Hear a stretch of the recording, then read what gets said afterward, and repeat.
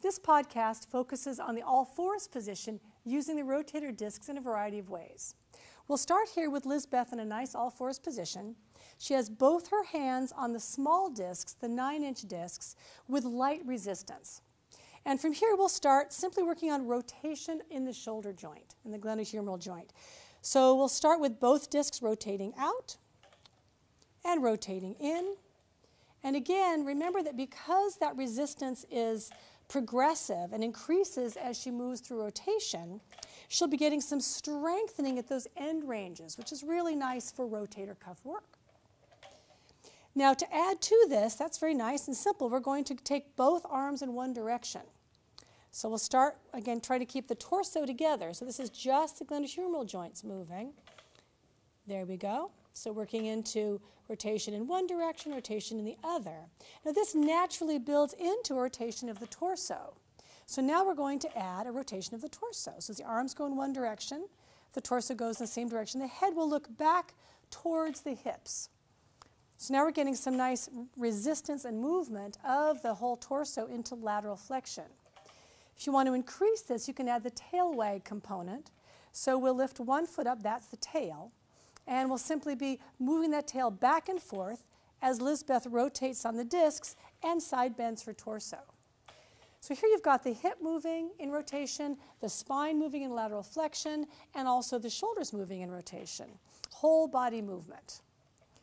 All right, very nice. Now we'll take a variation of this using a different disc.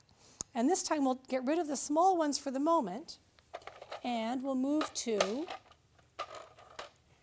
the large disc, and this is the large disc without any resistance, right? Remember, the white disc means no resistance, and we'll have a pad on there.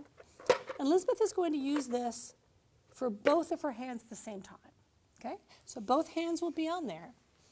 Now we'll look here first at lateral flexion and ways to focus the lateral flexion in different segments of the spine. First we'll start keeping the hips very stable and with her palms on, just again rotating both hands in and out. Yep, just like we were doing before, but notice now there's more lateral flexion because of how the disc is rotating under her hands. As I look at the spine here, I see that the apex of that curve is in the low thoracic, but not too low yet.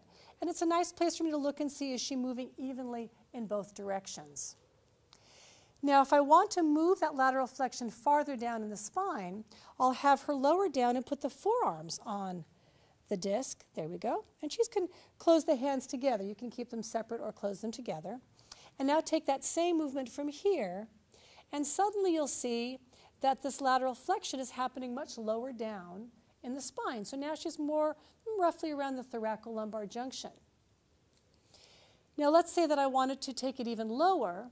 I'm going to change now the position of the pad and put it under her knees. And we'll go into another series here with the pad under the knees, and we're going to bring back our happy position.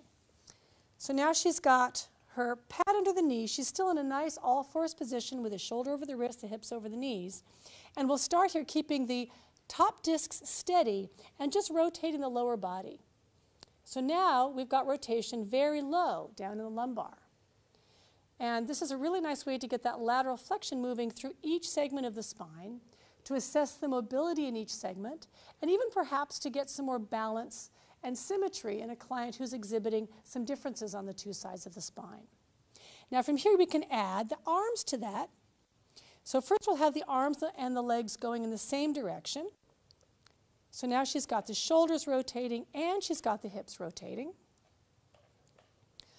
And there's another variation here which feels really interesting, which is actually to have the hands go in the opposite direction of the legs. And this creates more stability. So now she's using the shoulders to stabilize and to stay steady against that movement of the spine. You'll also start to notice that now that side bend starts to get a little rotation going, and we get into a more full-bodied movement all the way around.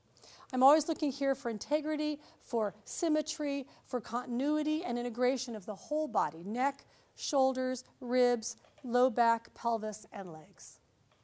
All right, and there's one way to put together some all fours work on the rotator discs.